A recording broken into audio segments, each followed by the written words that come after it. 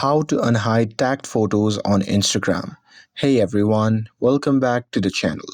In today's video, I'll show you how to unhide tagged photos on Instagram. So now without further ado, let's get started. So here, first thing first, open the Instagram app on your phone and make sure that you're logged in to your account. And now here, once you're inside the app, just tap on the profile icon shown in the bottom right corner of the screen.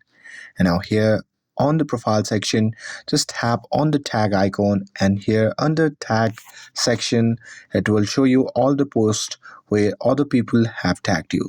So here just find the photo that you want to unhide and open it. And here in this section, you can just tap on the three dot icon shown in the top right corner of the post. And now here from the pop-up menu, you can just tap on the tag option. And now here, as of right now, I haven't hidden this tagged photo post, but if you have hidden it, then there you will see the option labeled as show on my profile. So there you can just tap on it, and after that the tagged photo will appear again in your profile tagged section. And that's it. With this, if you found this video helpful, then don't forget to like, share, and subscribe to get updated for more videos. Thanks for watching, and I'll see you in the next video.